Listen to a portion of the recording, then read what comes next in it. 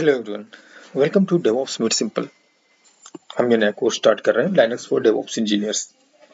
ये कोर्स हिंदी में रहेगा। इसमें हम लाइनक्स के बेसिक्स को पढ़ेंगे, लाइनक्स सर्वर को AWS क्लाउड पर डिप्लॉय करना सीखेंगे।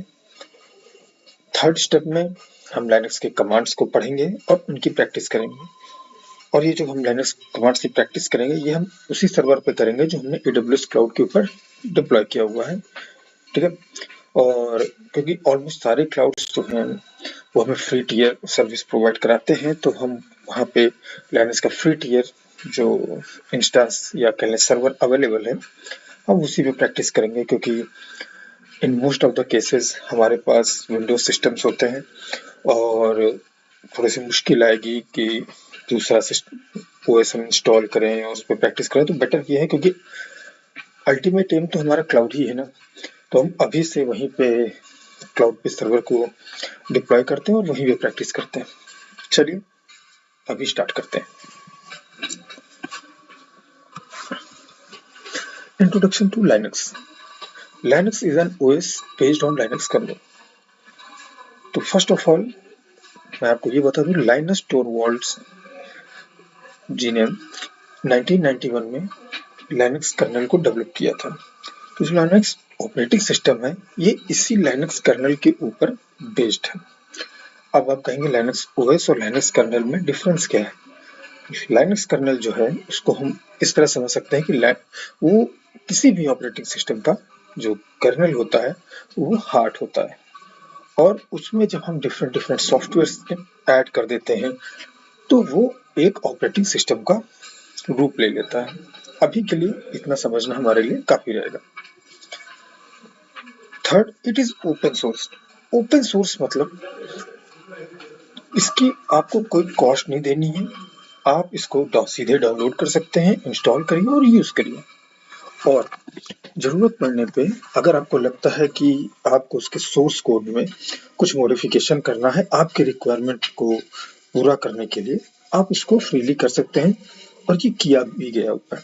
क्योंकि जब ये लाइनक्स ऑपरेटिंग सिस्टम आया, या मैं कह लूं लाइनक्स कर्नल आया, उसके बाद बहुत सी कंपनीज ने उसके सोर्स कोड में चेंज करके उसको अपने अपने नाम से या अलग अलग डिस्ट्रीब्यूशंस या फ्लेवर्स के नाम से मार्केट में लॉन्च किया। मैंने आपको कुछ एग्जांपल्स दे रखे हैं: RHEL, Ubuntu, Fedora, Debian, CentOS, openSUSE. इसके अलावा भी बहुत सारे हैं, लाइक काली लिनक्स या अमेजन लाइनक्स। तो ये सबका बेस जो है वो हमारा लाइनक्स कर्नल ही है, बट कंपनीज ने उसको अपने हिसाब से उसमें चेंज करके अलग अलग डिस्ट्रीब्यूशंस या हम कह लें फ्लेवर्स पे उसको लॉन्च किया मार्केट में। Okay, next, why Linux. Linux की जरूरत क्या है? जैसा हमने अभी पढ़ा, ओपन सोर्स है। ओपन सोर्स मींस इसका कोड फ्रीली अवेलेबल है, आप उसको अपनी जरूरत के हिसाब से चेंज कर सकते हैं, मॉडिफाई कर सकते हैं, और इसके आपको कुछ चार्ज नहीं देना है।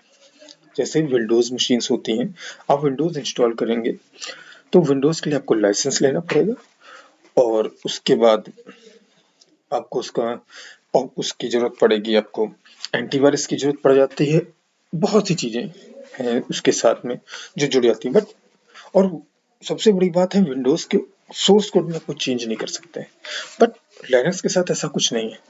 आप अपनी जरूरत के हिसाब से उसके सोर्स कोड में चेंजेस कर सकते हैं। अब फॉर एग्जांपल उबंटू जो है, ये वाइडली यूज्ड ऑपरेटिंग सिस्टम है इन द वर्ल्ड, ठीक है।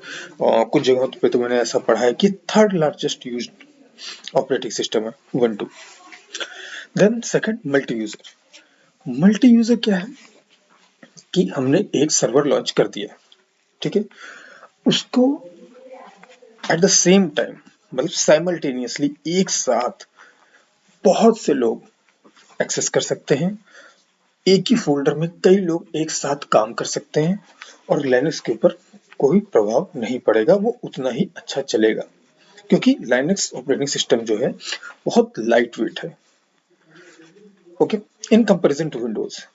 तो इसलिए लाइनक्स हमारे लिए ज्यादातर आप देखेंगे जितनी भी कंपनीज हैं, जितने भी सर्वर्स हैं, वो सब लाइनक्स पे रन हो रहे हैं। Third, secure. सिक्योर क्यों? अब आपने सुना होगा विंडोज में एंटीवायरस की जरूरत पड़ती है, क्योंकि वो बहुत इजीली उस पर वायरस आ सकता है और बहुत जल्दी हैक्ड हो जाता है। बट लाइनक्स के साथ ऐसा नहीं है। लाइनक्स में बहुत डिफिकल्ट है वायरस को डालना।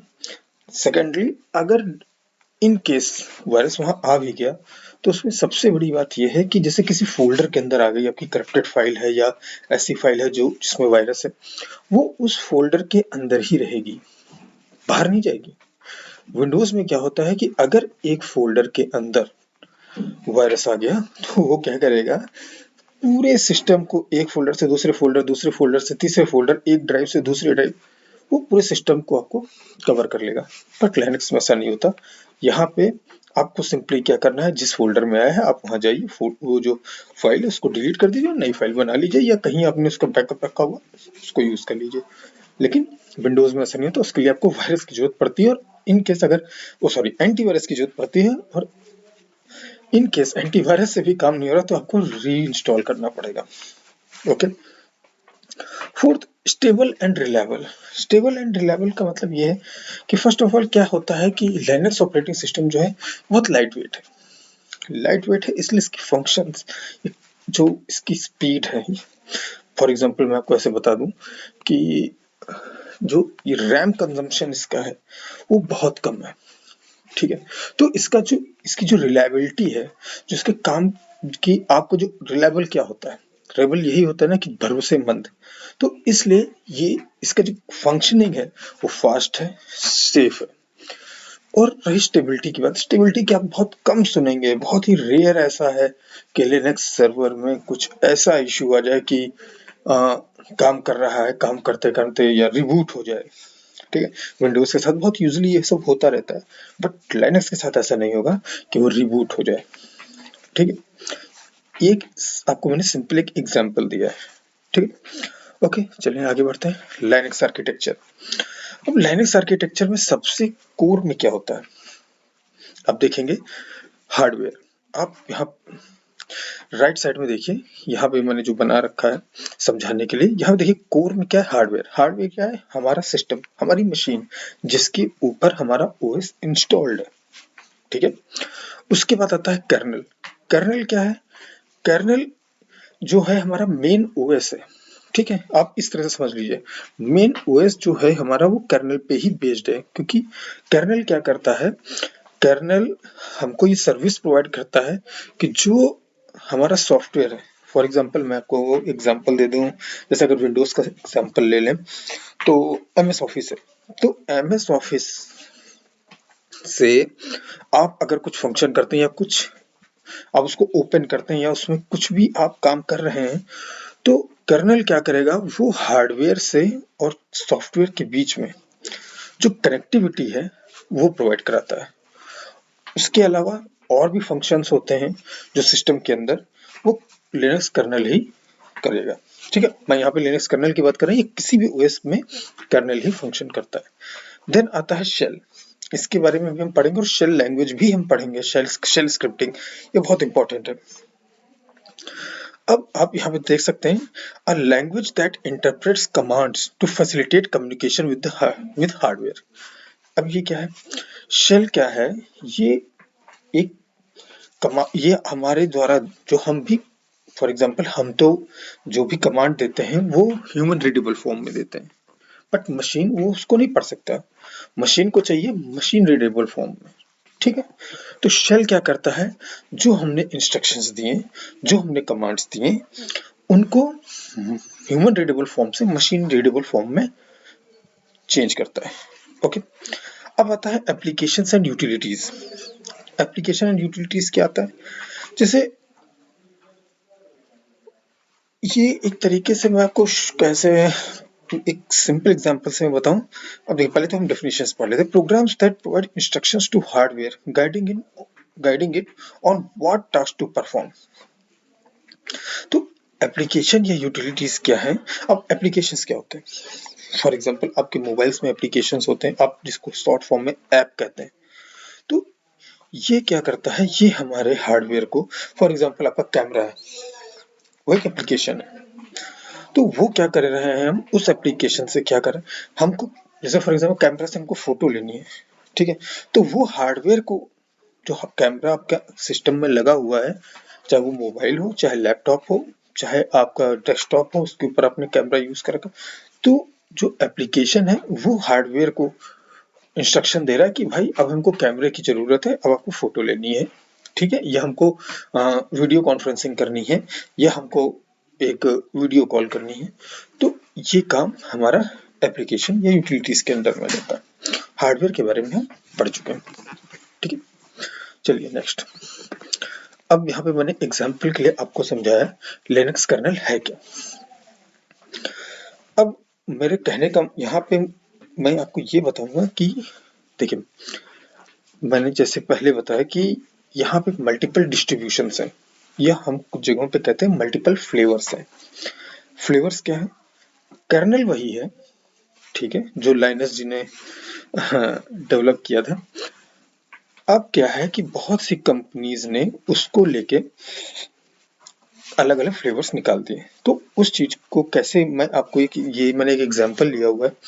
यहाँ पे आप देखिए एनपीसीआई एंड यूपीआई। एनपीसीआई क्या है, national payments corporation of India, जिन्होंने यूपीआई डेवलप किया। तो आपको याद होगा सबसे पहले भीम यूपीआई आया था, उसके बाद आपके पेटीएम, फोन पे, गूगल पे, अनलिमिटेड बहुत सारे। तो उसके बेस में क्या है, उसके बेस में तो जो एनपीसीआई ने यूपीआई डेवलप किया था वही है, उसको ले लेके सबने अपना अपना ऐप बना दिया, ठीक है। तो मेन चीज वही है, ठीक है, जो कोर है, जो सोर्स कोड है, वो आप ये समझिए वो सेम है, बट सबने अपने अपने नाम से गूगल पे, पेटीएम, फोन पे, व्हाटएवर, बहुत से ऐसे हो गए अब तो सबने अपना अपना निकाल दिया। तो वही आप यहाँ पे भी समझ सकते हैं कि लिनक्स के साथ भी ऐसा ही हुआ, कर्नल वही है, बट उसको अलग अलग नाम से अलग अलग कंपनीज ने मार्केट में उतार दिया। तो आप यहाँ देख सकते हैं लिनक्स मिंट है, उबंटू है, ओपनस्यूज है, फेडोरा है, सेंटोस है, काली लिनक्स है, बहुत है। अब आते हैं कि सजेशंस फॉर बिगिनर्स, कि जो बिगिनर्स हैं उनके लिए क्या है, उनके लिए क्या सजेशन, उनको सबसे पहले क्या यूज करना चाहिए। तो भाई मैं तो यही सजेस्ट करूंगा कि उबंटू को यूज करना चाहिए, क्योंकि मैंने भी जब सीखा है तो उबंटू से सीखा। कि उसके पीछे दो रीजन है, क्योंकि इसके बाद ये दोनों ऑप्शन प्रोवाइड करता है, एक CLI एंड GUI। अब CLI और GUI क्या, CLI means command line interface. आपने अगर विंडोज यूज किया होगा तो इसके अंदर कमांड प्रॉम्प्ट होता है, ठीक है, जहां पे हम कमांड्स देते हैं एज एन इंस्ट्रक्शन, और सिस्टम हमारा उन कमांड्स पे हमको आउटपुट देता है, ठीक है। तो वो हो गया कमांड लाइन इंटरफेस। वो पूरी ब्लैक स्क्रीन आपको दिखती होगी, उसमें आप कमांड्स देते हैं, और जैसे लाइक mkdir या मेक डायरेक्टरी, और जो भी डायरेक्टरी का नाम है, ठीक है। और दूसरा होता है GUI, graphical user interface. Graphical user interface जो हम विंडोज को ओपन करते हैं और उसमें आप देखते हैं फोल्डर बने हुए हैं, और आपने क्लिक किया तो कई ऑप्शंस आ जाते हैं। तो वो जो है वो ग्राफिकल यूजर इंटरफेस हो गया। तो उबंटू में है, इसलिए मैंने आपको यहाँ पे इसके कुछ स्क्रीनशॉट्स लगाए हुए हैं। तो आप देख सकते हैं कि ये आपको graphical user interface like Windows ये प्रोवाइड कराता है, ठीक है। और दूसरी चीज, इसके आपको डॉक्यूमेंटेशन काफी मिल जाएंगे। और आप डॉक्यूमेंटेशन मीन्स आपको, आप जैसे कहीं पे कुछ कमांड्स की आपको जरूरत है, आप कहीं फंस गए, तो आप अगर गूगल पे जाते हैं और अपने कुछ प्रॉब्लम्स को लेके और सर्च करते हैं, तो आपको काफी ज्यादा डॉक्यूमेंट्स मिल जाएंगे जो दूसरे यूजर्स हैं जिन्होंने वो इशू फेस किया है और उन्होंने कुछ सॉल्यूशन ढूंढा है, वो आपको मिल जाएगा। तो सबसे फॉर द बिगिनर्स सबसे अच्छा मुझे उबंटू लगता है। ओके, तो आज का क्लास हम ही खत्म करते हैं। नेक्स्ट वीडियो में हम देखेंगे कैसे लिनक्स सर्वर को AWS क्लाउड के ऊपर लॉन्च किया जा सकता है। उसमें हम सबसे पहले एक अकाउंट बनाएंगे, उसके बाद हम उस पर सर्वर डिप्लॉय करेंगे। ओके। Thank you.